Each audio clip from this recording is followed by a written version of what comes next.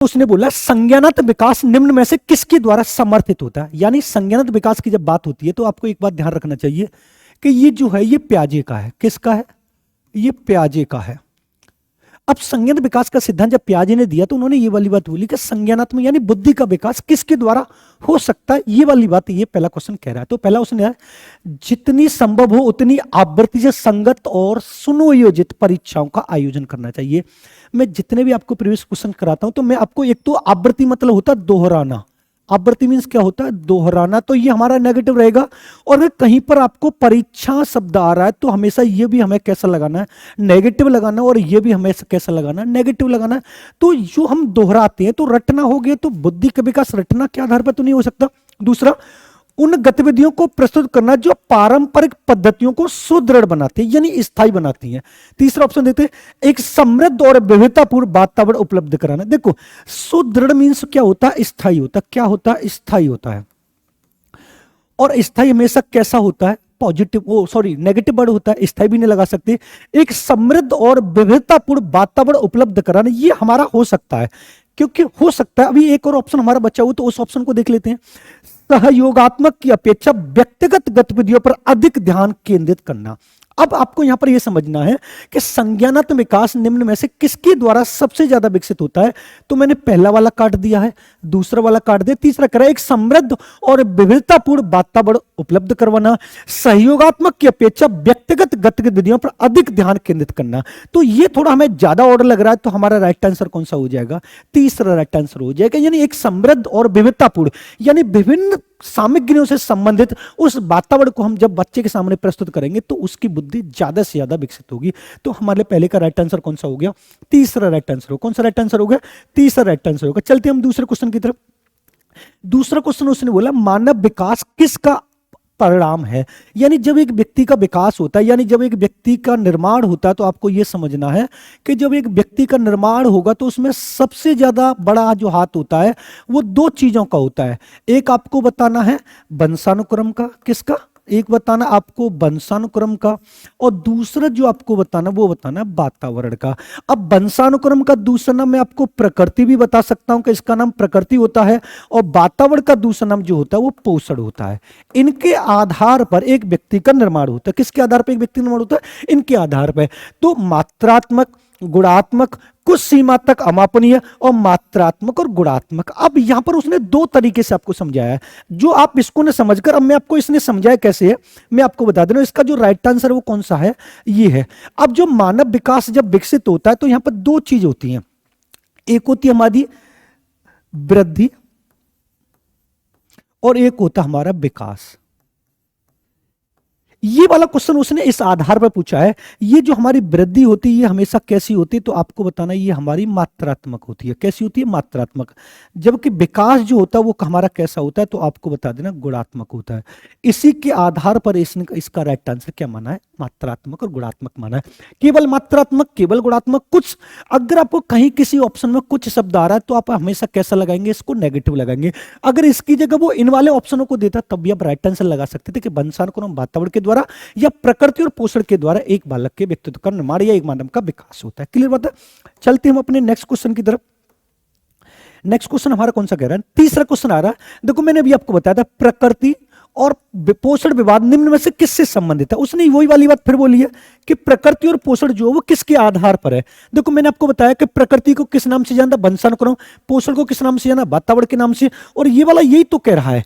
प्रकृति का दूसरा नाम होता है वंशानुक्रम। क्या नाम होता है? वंशानुक्रम। आप समझ लेना इसको। और पोषण का जो दूसरा नाम होता है वो हमारा क्या होता है? वातावरण होता है। क्या नाम होता है? वातावरण। अब इन्हीं को ध्यान में रख लेना है। पहला कह रहा है आनुवंशिकी एवं वातावरण। देखो मैंने आपको यही वाला बताया, राइट आंसर पहला मिल गया। क्योंकि मैं आपको फिर भी बता रहा हूं, देखो मान लीजिए अगर वो प्रकृति की बात कर रहा है, प्रकृति की बात कर रहा है तो प्रकृति का दूसरा नाम क्या होता है? तो आपको बता देना वंशानुक्रम होता है। क्या नाम होता है? वंशानुक्रम। अगर पोषण का दूसरा नाम क्या होता है तो आप इसको बता सकते हैं वातावरण होता है। क्या होता है? वातावरण। ये वाला क्वेश्चन बहुत घूम रहा है। ये वाला क्वेश्चन बहुत घूम रहा है कि पोषण का एक और नाम क्या होता है, तो आपको बता देना वातावरण। प्रकृति का एक और नाम क्या होता है, पोषण वंशानुक्रम होता है। और यही तो कह रहा है व्यवहार एवं वातावरण नहीं, वातावरण जीव विज्ञान बिल्कुल नहीं, वातावरण एवं पालन पोषण, क्योंकि वातावरण का दूसरा नाम ही पालन पोषण है भाई।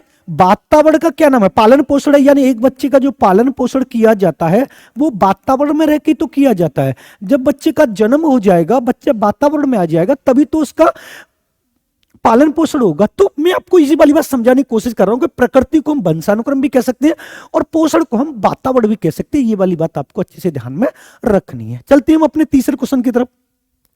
सॉरी, नेक्स्ट चौथा क्वेश्चन आपकी स्क्रीन पर आ चुका है। ये वाला क्वेश्चन बहुत अच्छा क्वेश्चन है, समझ निम्न में से कौन सा समाजीकरण की निष्क्रिय एजेंसी है। देखो निष्क्रिय एजेंसी है कौन सी है, पहला उसने बोला स्वास्थ्य क्लब, दूसरा उसने बोला परिवार, उसके बाद उन्होंने बोला इको क्लब, और उसने बोला उसके बाद सार्वजनिक पुस्तकालय। अब यहां पर आपको समझना ये वाली बात रहेगी सबसे पहले कि सब निष्क्रिय कौन सा होता है और सक्रिय कौन सा होता है।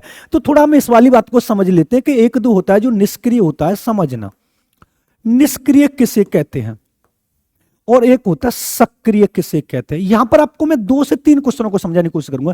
निष्क्रिय का मतलब होता है जिसमें एक तरफा संचार होता है, एक तरफा संचार होता है, समझना इस वाली बात को। जिसमें एक तरफा संचार होता है वो निष्क्रिय कहता है, और जिसमें दोनों तरफा संचार होता है, जिसमें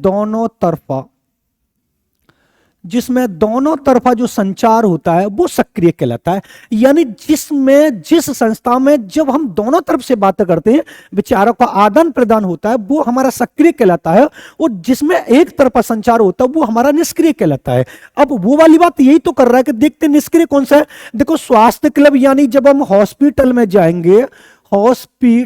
जाएंगे तो वहां पर लोग होंगे, तो लोगों से वार्तालाप होगा, तो ये तो सक्रिय कहलाएगा। ये किस में आएगा, सक्रिय में कहलाएगा। परिवार में रहने वाले लोग रहेंगे, उनसे वार्तालाप कर सकते हैं, ये किस में कहलाएगा, सक्रिय में कहलाएगा। इको क्लब में जाएंगे, जिस क्लब में जाएंगे तब भी आपको सक्रिय कहलाएगा। लेकिन जब हम लाइब्रेरी में जाते हैं तो उसमें पुस्तकालय होती है, तो हम पुस्तकालयों से वार्तालाप थोड़ी ना करते हैं, हम अपनी तरफ से उनको पढ़ते हैं। तो जो सार्वजनिक पुस्तकालय उसको हमेशा निष्क्रिय माना जाता है। क्या माना जाता है, निष्क्रिय माना। लेकिन यहां पर आपको एक क्वेश्चन और अच्छे से क्लियर करना पड़ेगा जो आपके लिए फायदेमंद होगा। अब वो आपसे पूछेगा सामाजिकरण की जो साधन है, जो हर बार क्वेश्चन पूछा जा रहा है, वो कितने प्रकार के हैं। तो आपको बता देना 2 प्रकार के, एक हमारा प्राइमरी, और नोट डाउन कर लेना इसको, मैं पहले ही बोलता हूं आपसे, और दूसरा हमारा सेकेंडरी। दूसरा कौन सा, हमारा सेकेंडरी। अब प्राइमरी में कौन कौन से आते हैं और सेकेंडरी में कौन कौन से आते हैं, ये थोड़ा हमें अच्छे से समझ में आ गया तो एक क्वेश्चन कंपलसरी क्लियर होगा, लिखित में कह रहा हूं आप लोगों से।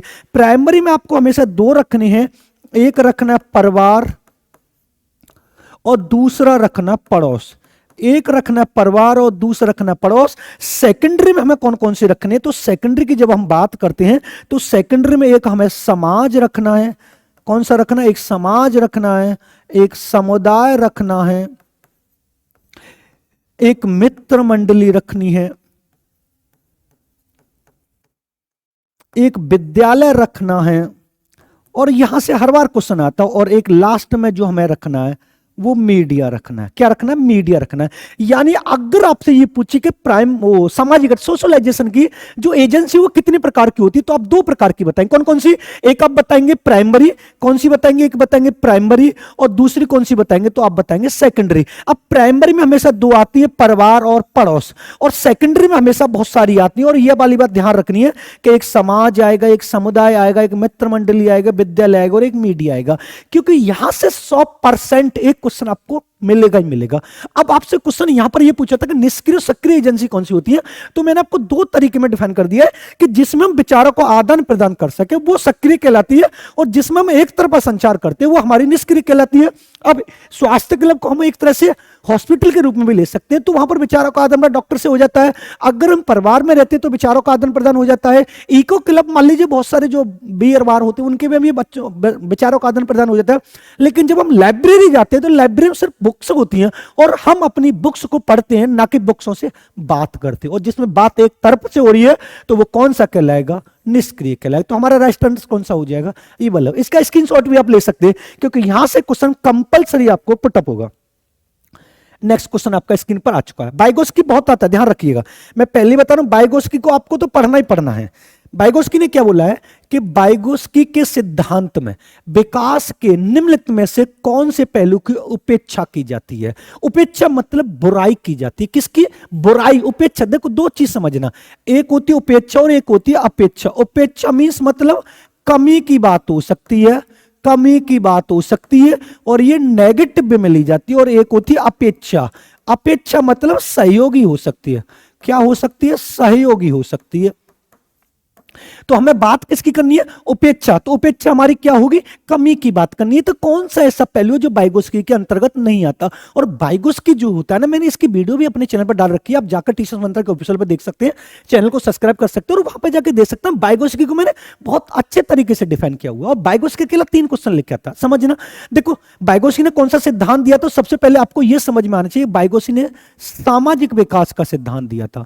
किसका सिद्धांत दिया था, सामाजिक विकास का सिद्धांत दिया था। समझना, जब सामाजिक विकास के सिद्धांत की बात होती है तो सामाजिक की बात तो हो रही है, उपेक्षा मतलब कमी बतानी है, ये तो इसके साथ है। अब सामाजिक को संस्कृति में भी आता है तो ये वाली बात भी ठीक है, और जब भाषा की बात करते तो ये भी सामाजिक में आती है।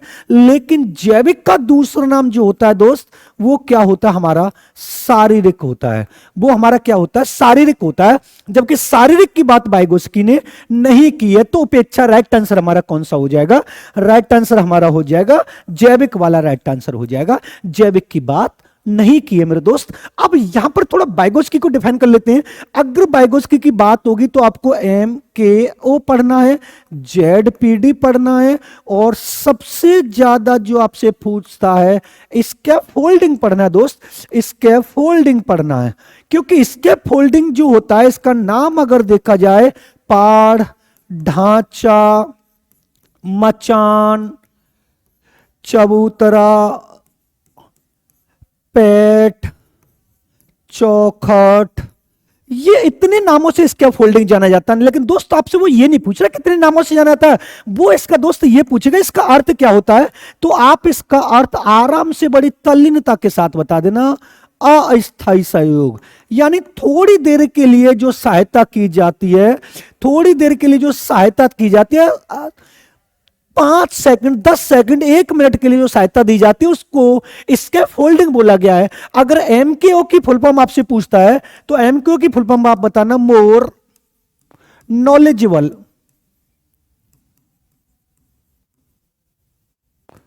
अदर।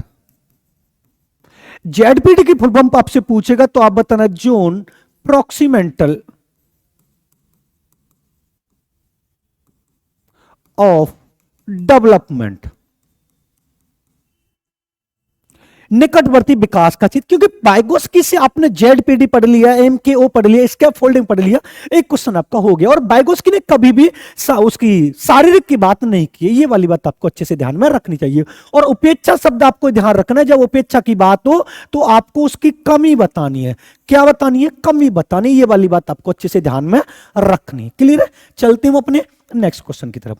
नेक्स्ट क्वेश्चन आ गया, जब 1 वर्ष तक के शिशु जब आंख, कान, हाथों से सोचते हैं तो निम्नलिखित में से कौन सा स्तर शामिल होता। अब बात यहां पर ये हो रही है कि ये बात किसकी कर रहा है, तो ये वाली बात जो दोस्त कर रहा है ना, ये पियाजे की कर रहा है।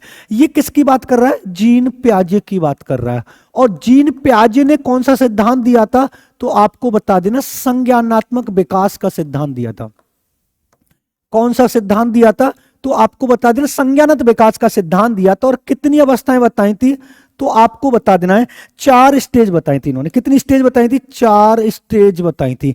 अब 4 स्टेज कौन कौन सी हैं, थोड़ा इनको समझ लेते हैं कि 4 स्टेज कौन कौन सी है। पहली इन्होंने बताई थी संवेदी गामक, पहली कौन सी बताई थी इन्होंने, संवेदी गामक। दूसरी जो इन्होंने बताई थी पूर्व संक्रियात्मक, दूसरी कौन सी बताई थी, पूर्व संक्रियात्मक। तीसरी जो उन्होंने बताई थी मूर्त संक्रियात्मक, मूर्त संक्रियात्मक। उसके बाद इन्होंने बताई थी अमूर्त संक्रियात्मक। उसके बाद कौन सी बताई है, अमूर्त संक्रियात्मक।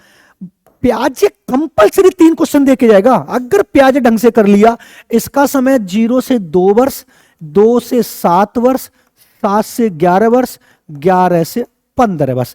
अब बात समझना क्वेश्चन क्या कह रहा है। क्वेश्चन अगर समझ में आ गया एक सेकंड में, जब एक बालक आंख से, कान से और हाथों से कार्य करता है या सोचता है तो इसका मतलब बालक छोटा है। और सबसे कम स्टेज कौन सी है, तो 0 से 2 वर्ष है। कौन सी है, संवेदी गामक के। देख लेते हैं कहां पर है। संवेदी गामक का दूसरा नाम क्या होता है, इंद्रिय जनित। इंद्रिय जनित, और इंद्रिय जनित कौन सी है तो आपको बता देना। तीसरा है इंद्रिय गामक स्तरावस्था, यानी आंख, नाक, कान, त्वचा, जीभ, ये हमारी इंद्रिय तो हैं जो देखने का कार्य करती है, जो कार्य करने का कार्य करती हैं। अब बात यहां पर ये होती है, इसका समय मैंने आपको बताया 7 से 11 वर्ष, इसका समय 2 से 7 वर्ष, 0 से 2 और 11 से 15 वर्ष। ये हमारा आराम से प्याजे की क्वेश्चन पुटअप हुआ है, इंद्रिय जनित है। अगर इंद्रिय जनित की जगह दूसरा नाम क्या देगा तो संवेदी गामक दे देना। जीन प्याजे कहां के निवासी, तो आप बताएं स्विट्जरलैंड के थे। अब इन्होंने बालक को क्या बोला था, इन्होंने बालक को नन्हा वैज्ञानिक बोला था। क्या बोला था, नन्हा वैज्ञानिक बोला था, नन्हा खोजकर्ता बोला था और नन्हा अन्वेषक बोला था। क्या बोला था, नन्हा अन्वेषक बोला था। ये वाली बात आपको समझ में आनी चाहिए। क्लियर है, चलते हैं नेक्स्ट क्वेश्चन की तरफ।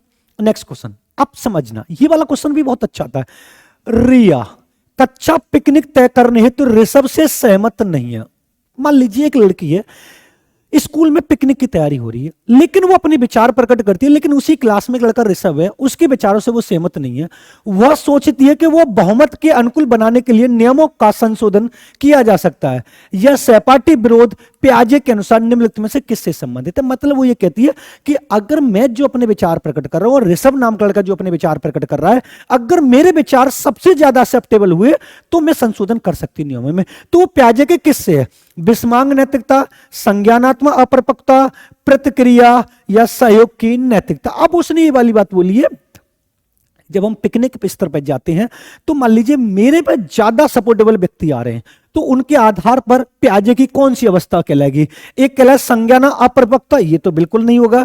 प्रतिक्रिया, ये बिल्कुल नहीं होगा। विस्मांग सहयोग की नैतिकता कहलाएगी, यानी जब एक व्यक्ति मेरे रूल्स अच्छे रहेंगे तो मुझे फॉलो करेंगे ना। मान लीजिए मैंने किसी समाज को सुधारने का ठेका ले रखा है, अगर मैं उस समाज को सच में सुधारना चाहता हूं तो सब लोग मेरे सपोर्ट में आएंगे, उन्हें लगेगा हाँ यार ये व्यक्ति अच्छी बात कर रहा है। जब अच्छी बात करता है तो बात किसकी होती है, नैतिक विकास की होती है। तो राइट आंसर कौन सा हो जाएगा, हमारा डी राइट आंसर हो जाएगा। चलते हैं नेक्स्ट क्वेश्चन की तरफ। निम्न में से कौन सा स्टीनबर्ग का बुद्धि का त्रिस्तरीय सिद्धांत का एक रूप है। ये वाला शायद 2011 में भी रिपीटेड हुआ है। तो इसमें से देखो उन्होंने एक संदर्भात्मक बताया था। अच्छा, स्टीनबर्ग का त्रितंत्र, एक बताया व्यवहारिक, एक प्रायोगिक, एक संसाधनपूर्ण और एक गणितीय बुद्धि। यानी एक होती है प्रैक्टिकल, एक होती है एक्सपेरिमेंटल, एक होती है रिसोर्सफुल और एक होता है मैथमेटिकल इंटेलिजेंस। कौन सा एक रूप है, कौन सा एक रूप है। अब उन्होंने 3 बुद्धि बताई थी, कौन सी, संदर्भात्मक, अनुभवजन्य और घटकीय उपसिद्धांत। इसको हम व्यवहारजन्य भी बोलते हैं। क्या बोलते हैं, व्यवहारजन्य। कौन सा राइट आंसर होगा हमारा, ए राइट आंसर होगा। यानी स्टीनबर्ग ने त्रितर्तीय सिद्धांत में कौन सा सिद्धांत दिया था, तो आपको बता देना व्यवहारिक बुद्धि के आधार पर उन्होंने कार्य किया था। क्लियर बात है। नेक्स्ट क्वेश्चन की तरफ चलते हैं। नेक्स्ट क्वेश्चन, किसने सबसे पहले बुद्धि परीक्षण का निर्माण किया था। किसने सबसे पहले बुद्धि परीक्षण का निर्माण किया था।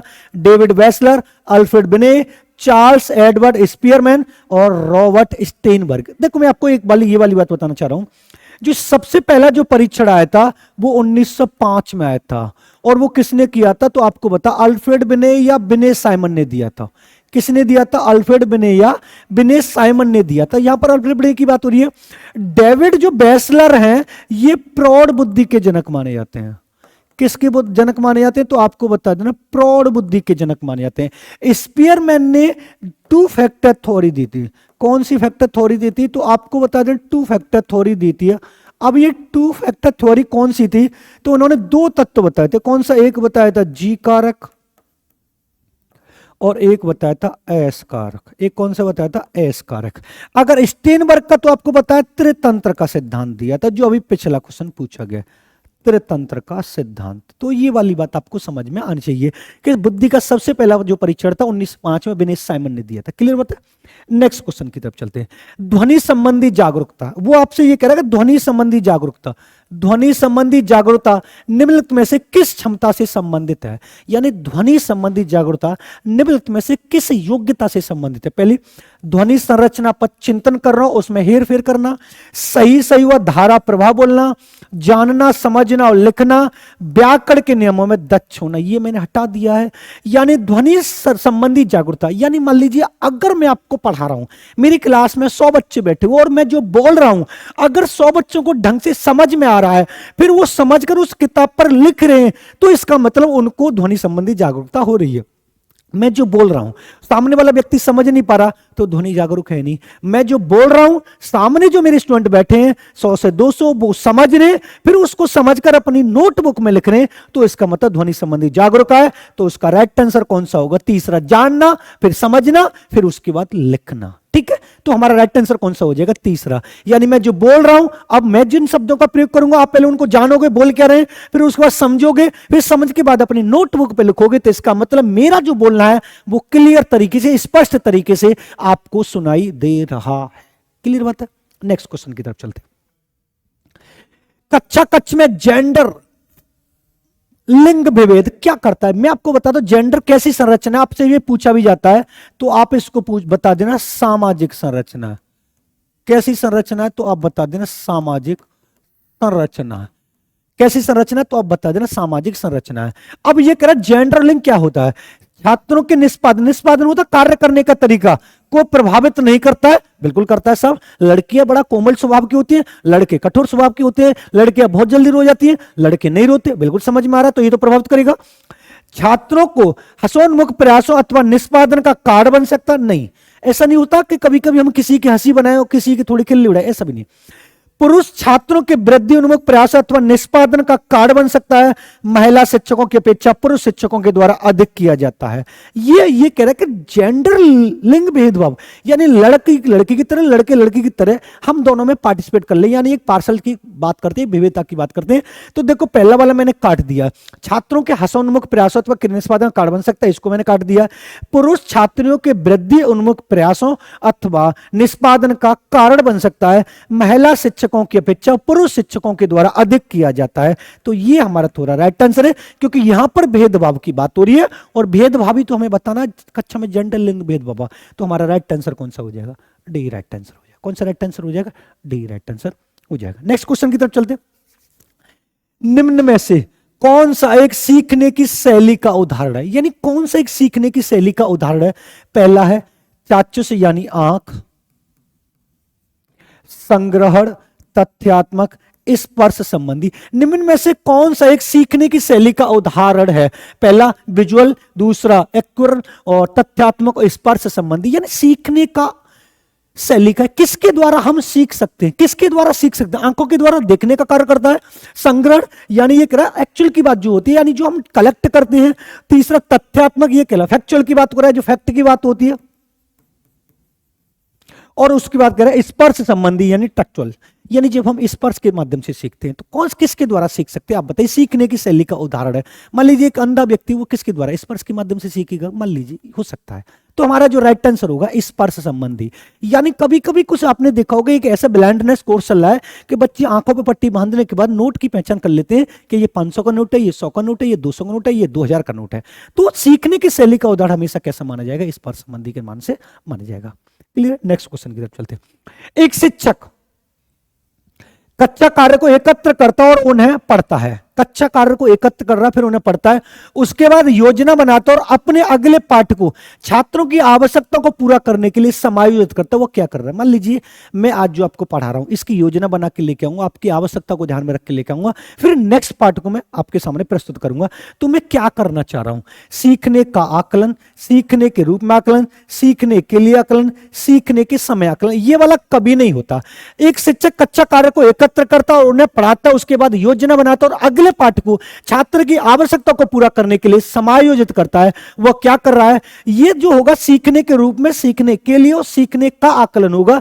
जब एक व्यक्ति किसी कार्य को करते समय बीच बीच में उसको चेक करता है तो सीखने के लिए आकलन कहलाता है। तो हमारा राइट आंसर कौन सा होगा? सीखने के लिए। यानी कार्य को एकत्र कर रहा, उन्हें पढ़ता है, उसके बाद योजना बनाता है, वो बीच बीच में देख रहा है कि मुझे किस तरीके से आपके सामने प्रकट करना है, तो सीखने के लिए आकलन कहलाया। नेक्स्ट क्वेश्चन, वे शिक्षक जो विद्यालय आधारित आकलन के अंतर्गत कार्य करते हैं, यानी जब एक ऐसे टीचर जो विद्यालय के अंदर छात्रों का मूल्यांकन करते हैं, वो कौन से किसके अंतर्गत कार्य करते हैं? उन पर अधिक कार्य का बोझ रहता है, क्योंकि उन्हें सोमवार की परीक्षा आ गया, नेगेटिव शब्द हो गया। उन्हें प्रत्येक छात्र को प्रत्येक विषय में परियोजना कार्य देना पड़ता, नहीं, ऐसा कुछ नहीं है। छात्रों के मूल्यों और अभिवृत्तियों का आकलन करने के लिए रोजाना उनका सूक्ष्म अवलोकन करते हो सकता है। मैंने 2 काट दिए, पहला दूसरा काट दिया। व्यवस्था के लिए स्वामित्व की भावना रखते, राइट आंसर कौन सा हमारा? तीसरा। उनके व्यवहार को, उनके मूल्यों को जानने के लिए हमें यह देखना पड़ता है कि बालक किस कंडीशन के अकॉर्डिंग सीखना चाह रहा है और किस कंडीशन में कैसा व्यवहार कर रहा है, ये वाली बात वो तीसरा कह रहा है। नेक्स्ट क्वेश्चन की तरफ चलते हैं।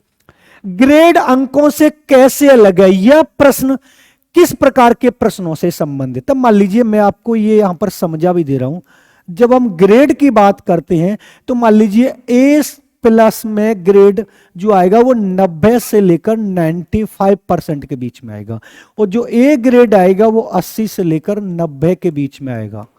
अब उसने पूछा ग्रेड कितने अंकों से कैसे भिन्न है, कौन सा प्रश्न है? अपसारी चिंतन होगा या विश्लेषणात्मक होगा, मुक्त अंत होगा, समस्या समाधान होगा? किस प्रकार के प्रश्नों से संबंधित है? तो राइट आंसर कौन सा हो जाएगा? मुक्त अंत वाले प्रश्नों से। और मुक्त अंत को इससे भी जोड़ा जा सकता है क्योंकि ग्रेड में 1 से अधिक आंसर है।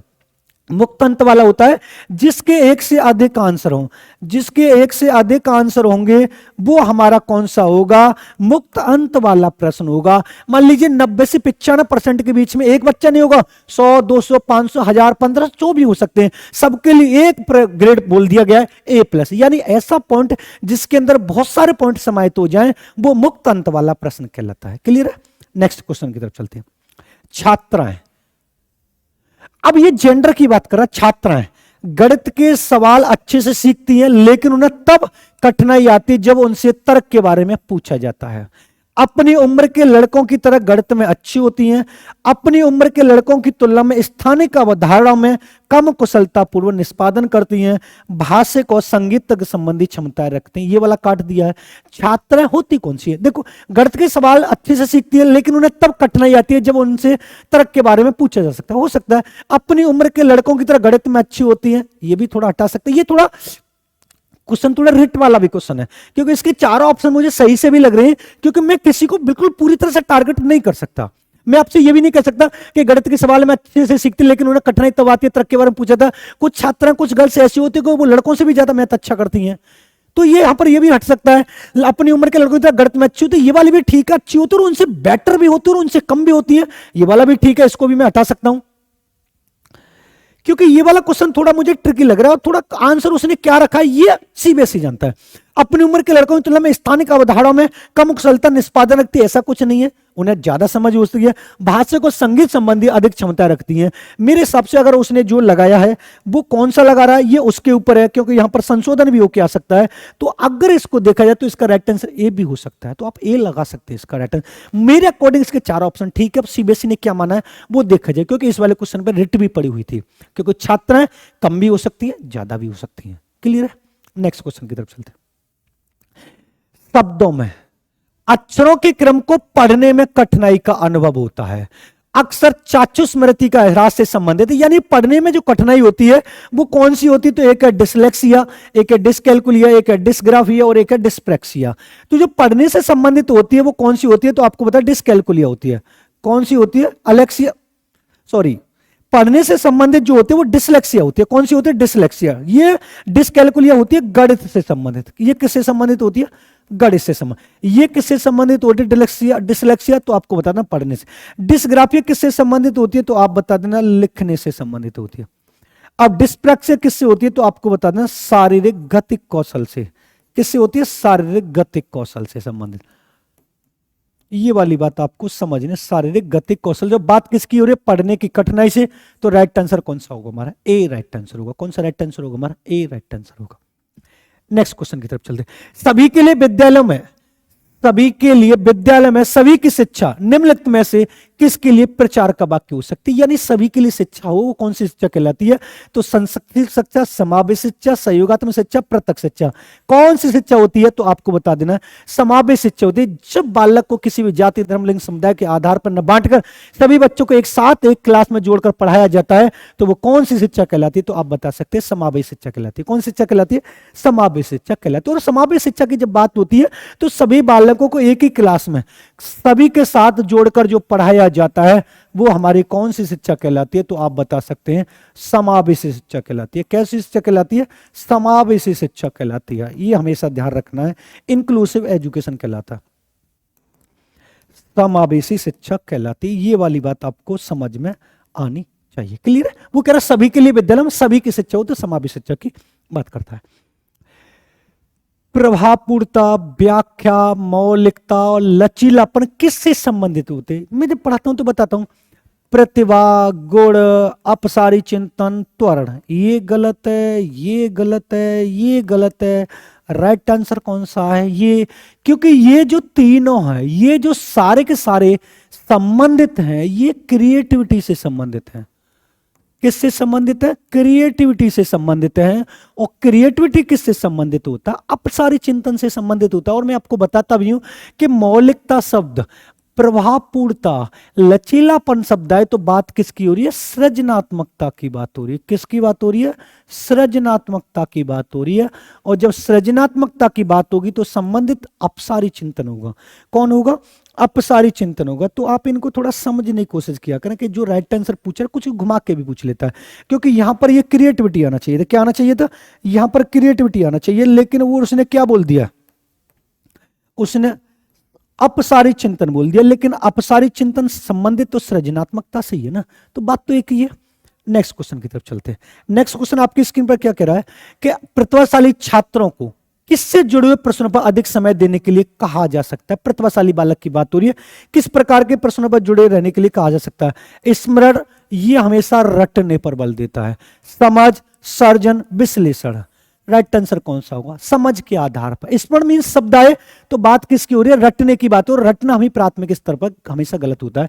समझ के आधार पर प्रतिभाशाली बालक एक से अधिक प्रश्नों का आंसर देते हैं, तो राइट आंसर हमारा कौन सा हो जाएगा? दूसरा राइट आंसर। प्रतिभाशाली बालक की अगर इनके आईक्यू की बात करें तो इनका आईक्यू 140 प्लस माना जाता है। अगर इनके जनक की बात करें तो आप इनके जनक बताएंगे टर्मन है। कौन जनक बताएंगे? इनके टर्मन इनके जनक होते। क्लियर है?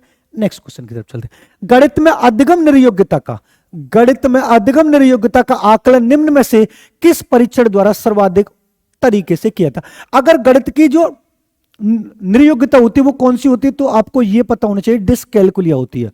कौन सी होती है? डिसकैलकुलिया होती है। अब उसका पता लगाने के लिए कौन से परीक्षण का प्रयोग किया जाना चाहिए, वो इस वाली बात को कर रहा है। तो अभिक्षमता परीक्षण, निदानात्मक परीक्षण, स्क्रीनिंग परीक्षण, उपलब्धि परीक्षण। वो कह रहा है उस परीक्षण द्वारा उचित तरीके से किया था। आकलन करने के लिए किस प्रकार के परीक्षण का प्रयोग किया जाना चाहिए?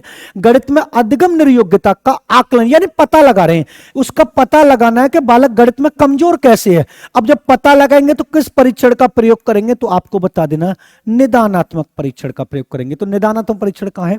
उन्होंने यही तो बात बोली, जब एक बालक गणित में नहीं सीख पा रहा है उसका पता लगाने के लिए, उसका मूल्यांकन करने के लिए किस प्रकार के परीक्षण का प्रयोग किया जाएगा? तो आपको बता देना निदानात्मक का परीक्षण का प्रयोग किया जाएगा। और उस निर्योग्यता को या उस समस्या को दूर करेंगे, तो दूर करने के लिए किसका प्रयोग करेंगे? तो आपको बता देना उपचारात्मक परीक्षण का प्रयोग करेंगे। किस परीक्षण का प्रयोग करेंगे? तो आपको बता देना उपचारात्मक। तो राइट आंसर कौन सा हो जाएगा? बी राइट आंसर हो जाएगा, निदानात्मक। नेक्स्ट क्वेश्चन, नेक्स्ट क्वेश्चन बड़ा अच्छा क्वेश्चन, आप थोड़ा समझेंगे इसको। उन्होंने सिद्धांत, खाली जगह सिद्धांत चित्र के द्वारा नवीन अवधारणाओं की समझ बढ़ाते हैं। ऐसे कौन से चित्र हैं जो नवीन अवधारणाओं की समझ बढ़ाते हैं? विषय क्षेत्रों के बीच ज्ञान के स्थानांतरण को, विशिष्ट वितरण पर एकाग्रता केंद्रित, ये अगर शब्द आ जाता है तो नेगेटिव लगाना है। अध्ययन के लिए शैक्षणिक विषय वस्तु की प्राथमिकता तय करने के लिए, तर्कपूर्ण ढंग से सूचनाओं को व्यवस्थित करने की योग्यता को बढ़ाने के लिए। अगर ये विषय वस्तु शब्द आ जाता है तब भी आपको नेगेटिव लगाना है। विषय क्षेत्रों के ये भी नेगेटिव, तर्कपूर्ण ढंग से आपको अगर ऐसे सिद्धांत प्रकट किए जिस पर आप अपने विचार खुलकर प्रकट कर सकते हैं तो राइट आंसर। आराम से आप में नवीन चित्रों के उदाहरणों को समझ को बढ़ाते, तर्कपूर्ण सूचना को व्यवस्थित करने की योग्यता को बढ़ाने के लिए ऐसे सिद्धांत प्रयोग किए जाते हैं। तो राइट आंसर हमारा कौन सा होगा? चौथा राइट आंसर होगा। नेक्स्ट क्वेश्चन की तरफ। अल्बर्ट बंडूरा ने क्या किया था? अल्बर्ट बंडूरा के सामाजिक अधिगम सिद्धांत के अनुसार निम्न में से कौन सा सही है? अल्बर्ट बंडूरा ने एक बेबी डॉल पर प्रयोग किया था। बेबी डॉल पर प्रयोग करने के बाद उन्होंने 3 स्टेजों में कार्य किया था। देखते हैं, खेल अनिवार्य और उसे विद्यालय में प्राथमिकता दी जानी चाहिए। कौन सा सिद्धांत दिया? सामाजिक अधिगम का, और एक बालक में सामाजिक भावना का विकास खेल के द्वारा बहुत होता है। बच्चों के सीखने के लिए प्रतिरूप मॉडलिंग एक मुख्य तरीका है। अनसुलझा संकट बच्चों को नुकसान पहुंचा सकता है, यह गलत है। संज्ञान विकास सामाजिक विकास से स्वतंत्र है, अब ये वाला भी गलत है। अब उन्होंने ये वाला निम्न से कौन सा सही है? खेल अनिवार्य है, उसे विद्यालय में प्राथमिकता दी जानी चाहिए। अनसुलझा संकट बच्चों के सीखने के लिए प्रतिरूपण मॉडल का एक मुख्य तरीका। उन्होंने एक बेबी डॉल का मॉडल तो प्रस्तुत किया था। तो राइट आंसर हमारा कौन सा हो जाएगा? बी। क्योंकि सामाजिक अधिगम का सिद्धांत जब अल्बर्ट बंडूरा ने दिया था तो उन्होंने एक बेबी डॉल में प्रयोग किया, तो उस बेबी डॉल पर बच्चों को दिखाया कि ये 3 तरीके से होती है। उनको फिल्म दिखाया गया था, एक पिक्चर भी दिखाई गई थी और कुछ चित्र भी दिखाए गए थे। उनके आधार पर वो बेबी डॉल किस तरीके का रिएक्ट करते वो मॉडल के रूप में प्रयोग किया गया था। नेक्स्ट क्वेश्चन की तरफ चलते। निगमन प्रक्रिया, निगमन विधि के जनक अगर आपसे पूछे तो आपको बता देना अरस्तु हैं। और निगमन विधि का जो फॉर्मूला, आपको 2 फॉर्मूले हैं, एक होता नियम से उदाहरण की ओर और एक होता सामान्य से विशिष्ट की ओर। इसके जनक कौन है? अरस्तु इसके जनक है। और ये कहना क्या चाह रहा? सामान्य से विशिष्ट की ओर, यही ठीक लग रहा मुझे तो। विशिष्ट से सामान्य की ओर, ज्ञान से सक्रिय, अन्वेषण से, पहला ही राइट आंसर है। निगमन विधि के अंतर्गत 2 फॉर्मूले प्रयोग किए जाते हैं, नियम से उदाहरण की ओर और सामान्य से विशिष्ट की ओर, और हमें पहला ऑप्शन ही मिल गया, सामान्य से विशिष्ट की ओर हो गया। निगमन विधि के जनक पूछिए तो आप अरस्तु बता सकते हैं। Next question. एक बच्चे जब अवधारणा को सीखते, जब बच्चे एक अवधारणा को सीखते और उसका प्रयोग करते हैं तो अभ्यास उनके द्वारा की जाने वाली त्रुटियों को कम करने में मदद करता है। यह विचार के द्वारा किया गया है। देखो समझना, बहुत डायरेक्टली पूछ लिया। जब बच्चे एक अवधारणा को सीखते तो उसका प्रयोग करते समय अभ्यास और त्रुटि, ट्रायल एंड एरर सिद्धांत किसने दिया है? आपको यही तो पूछा उसने। त्रुटियों को कम करने में मदद करता है, यह विचार किसके द्वारा दिया गया? तो ट्रायल एंड एरर का सिद्धांत किसने दिया है? थॉर्नडाइक ने दिया है। किसने दिया? इन्होंने कौन सा सिद्धांत दिया था? तो आप बताएंगे संज्ञानात्मक विकास का सिद्धांत। कौन सा सिद्धांत दिया था? संज्ञानात्मक विकास का। वाटसन ने व्यवहारवाद का सिद्धांत दिया था। कौन सा सिद्धांत दिया था वाटसन ने? व्यवहारवाद का सिद्धांत। और वाइगोस्की ने सामाजिक विकास का सिद्धांत दिया था।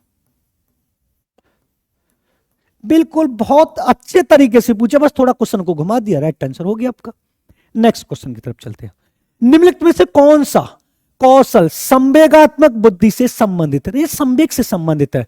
याद करना, गतिक प्रक्रमण, विचार करना, समानुभूति देना, यानी थोड़ी सी आपको कहते ना सहमति देना। संवेगात्मक कौशल से याद करना, ये भाई स्मृति से है। गतिक प्रकरण, ये शरीर से है। विचार करना, ये बुद्धि से है।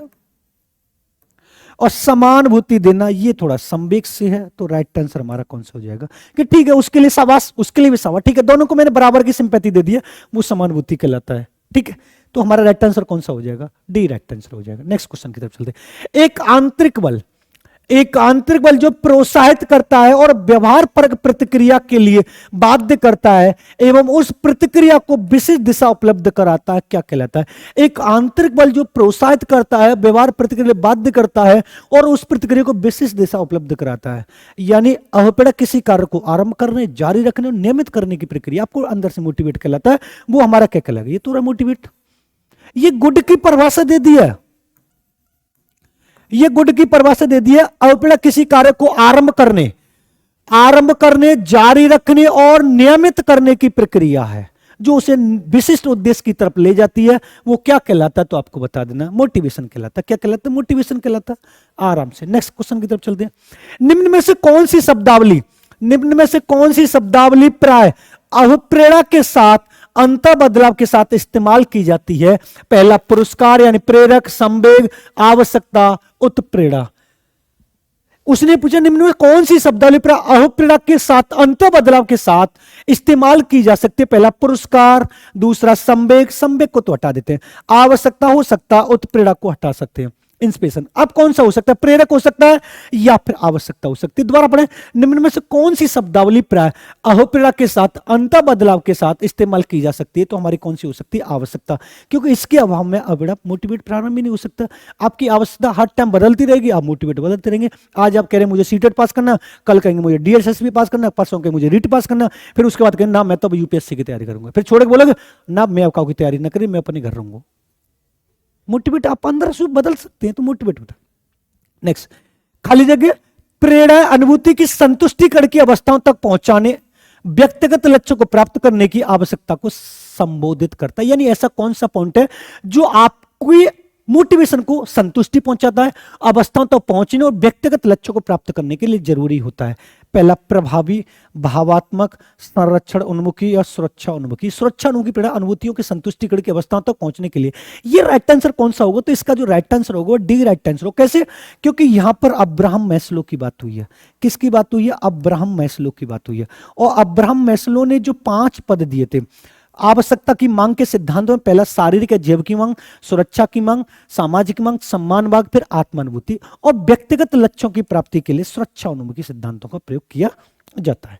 नेक्स्ट क्वेश्चन, निम्नलिखित में से कौन सा कारक अधिगम को सकारात्मक प्रकार से प्रभावित करता है। ऐसा जो लर्निंग को पॉजिटिव वे में आपको प्रभावित करेगा। पहला, अनुत्तीर्ण हो जाने का भय, अनुत्तीर्ण तो नेगेटिव है, हमें बात कौन करनी, पॉजिटिव।